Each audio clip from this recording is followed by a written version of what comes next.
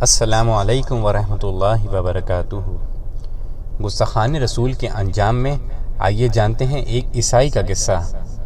کعب بن علقمہ کہتے ہیں کہ غرفہ بن الحارث کندی کے پاس ایک عیسائی گزرا تو انہوں نے اسے اسلام کی دعوت پیش کی، تو اس عیسائی نے رسول اللہ صلی اللہ علیہ وسلم کی شان میں گستاخی کر ڈالی۔ غرفہ کندی نے ہاتھ اٹھایا اور ایسا زوردار تماچا دے مارا کہ اس گستاخ کی ناک پھوڑ ڈالی۔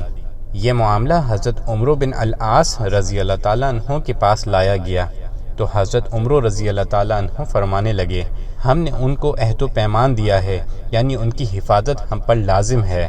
اس بات کے جواب میں غرفہ کندی نے فرمایا، اللہ کی پناہ، ہم ان کو اس بات پر عہد و پیمان دیں کہ وہ ہمارے نبی کریم صلی اللہ علیہ وسلم پر وشتم کا اظہار کریں؟ ہم نے ان کو اس بات کا عہد و پیمان دیا ہے کہ وہ اپنے گرجا گھر میں جو کرنا چاہیں کریں، ہم انہیں چھوڑ دیں گے اور ان کی طاقت سے بڑھ کر بوجھ نہ ڈالیں، اور اگر کوئی دشمن ان کا قصد کرے تو ہم ان کے پیچھے ان سے لڑائی لڑیں اور انہیں ان کے احکامات پر چھوڑ دیں، الا یہ کہ وہ ہمارے احکامات پر راضی ہو کر آئیں تو ہم ان کے درمیان اللہ اور اس کے رسول صلی اللہ علیہ وسلم کے حکم کے مطابق فیصلہ کر دیں، اور اگر وہ ہم میں سے غائب ہوں تو ہم ان کے پیچھے نہ پڑیں۔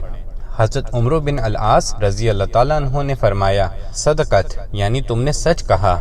ان واقعات کی روشنی میں یہ ثابت ہوا کہ شاتم رسول اور دشمنان ترازی کرنے والے گستاخ کا علاج قتل ہے۔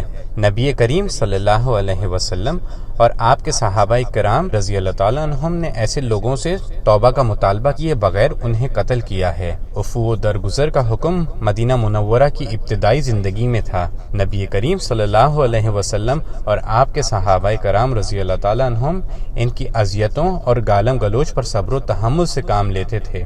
پھر اللہ تعالیٰ کی طرف سے ان کا علاج قتل و قتال تجویز کیا گیا، لہٰذا شاتم رسول اور گستاخ رسول کو بالخصوص قتل کی سزا سے معافی نہیں دی جا سکتی۔